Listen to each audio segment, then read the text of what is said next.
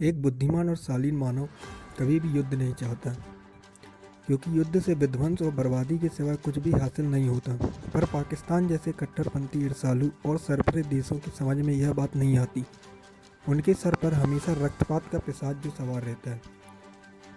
ऐसी ही एक सरफरी हरकत पाकिस्तान ने तब की थी, जब उसने अपने 5,000 सैनिकों के साथ चोरों की तरह घुसपैठ करके कश्मीर के कारगिल क्षेत्र पर अपना कब्जा जमा लिया था। भारत की सेना ने दिलेरी के साथ इस युद्ध को लड़ा था और पाकिस्तानी घुसपैठियों को कारगिल से खदेड़ दिया था। इस युद्ध को कारगिल युद्ध या कारगिल विजय दिवस के नाम से जाना जाता है। 26 जुलाई को कारगिल युद्ध के 24 साल पूरे हो जाएंगे। कारगिल विजय के बाद इस दिन को तत्कालीन प्रधानमंत्री अटल बिहारी वाजपेयी के द्वारा विजय दिवस के रूप में मनाए जाने की घोषणा की गई थी। बात तब की है जब पाकिस्तानी सेना ने कश्मीर के उग्रवादियों के साथ मिलकर भारत और पाकिस्तान के बीच की नियंत्रण रेखा को पार कर हिंदुस्तान की ज़मीन पर कब्जा करना चाहा था। उनके इस दुस्साहस के बाद भारत की सेना ने उन्हें इसका मुंहतोड़ जवाब दिया था और घुसपैठियों को बुरी तरह से पराजित कर देश की सीमा से बाहर मार भगाया था। जैसा कि हम सभी को मालूम है कि कारगिल के युद्ध की शुरुआत पाकिस्तान की तरफ से की गई थी। 3 मई साल 1999 को कश्मीर के कारगिल जिले में ऊंची पहाड़ियों के ऊपर पाकिस्तान ने अपने 5,000 सैनिकों के साथ चोरों की तरह घुसपैठ करके वहां पर कब्जा जमा लिया।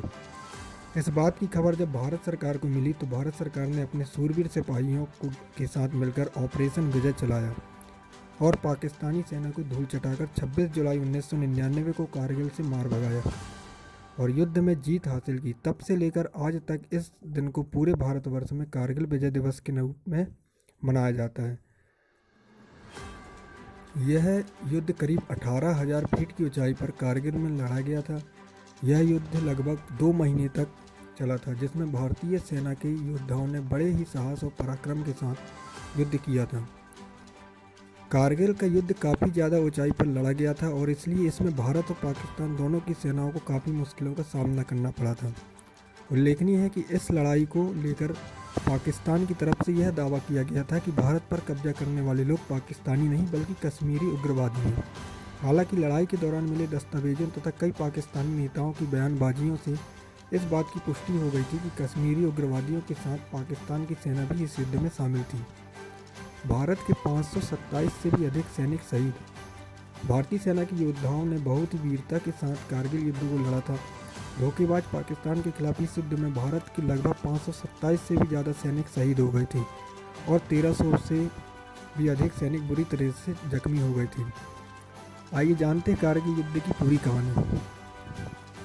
बात 3 मई 1999 की है, जब कारगिल की ऊंची पर्वतमाला पर पशु चराने गए एक चारावाहे के द्वारा भारतीय सेना को पाकिस्तानी सेना के घुसपैठ करने और कब्जा जमाने की जानकारी मिली। भारतीय सेना की पेट्रोलिंग टीम जब इन बातों की जानकारी लेने के लिए 5 मई को कारगिल पहुंची तो पाकिस्तानी सैनिकों ने उन्हें बंदी बना लिया और उनमें से 5 लोगों की हत्या कर दी।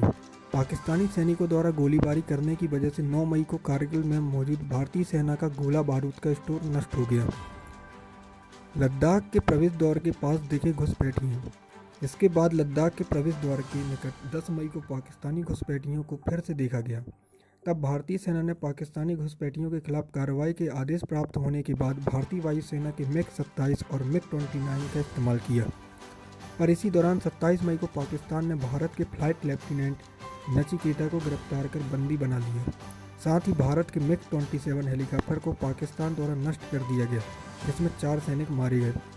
5 जून को पाकिस्तानी रेंजर्स के पास से मिले कागजातों को भारतीय सेना द्वारा अखबारों के लिए जारी कर दिया गया, जिसमें पाकिस्तानी रेंजर्स के शामिल होने की बात सामने आ गई। इसी के बाद 11 जून को आर्मी चीफ लेफ्टिनेंट जनरल अजीज खान और परवेज़ मुशर्रफ की बातचीत की रिकॉर्डिंग जारी की गई, जिसमें इस बात की पुष्टि हो गई कि इस चोरी से की गई घुसपैठ में पाकिस्तानी सेना भी शामिल है। इस जानकारी के बाद भारतीय सेना ने पाकिस्तान के खिलाफ कार्रवाई करने में अपनी पूरी ताकत झोंक दी। इधर 15 जून को अमेरिका के तत्कालीन राष्ट्रपति बिल क्लिंटन ने परवेज़ मुशर्रफ को फ़ोन करके कहा कि वह अपने सैनिकों को कारगिल सेक्टर से हटा ले। दूसरी तरफ भारतीय सैनिकों के द्वारा बाल्टिक क्षेत्र, Dras sector, tiger hills, Batalik में जुबर हिल्स आदि पर एक के बाद एक कब्जे जमाना जारी रहा। 2 जुलाई 1999 को भारतीय सेना द्वारा कारगिल पर 3 तरफ से हमला बोल दिया गया, जिसके बाद पाकिस्तानी रेंजरों ने बटालिक से भागना शुरू किया। इसके तुरंत बाद पाकिस्तान के प्रधानमंत्री ने बिल क्लिंटन से बातचीत की और कहा कि वह अपनी सेना को कारगिल से हटाने के लिए तैयार है। 14 जुलाई को भारत के तत्कालीन प्रधानमंत्री अटल बिहारी वाजपेयी ने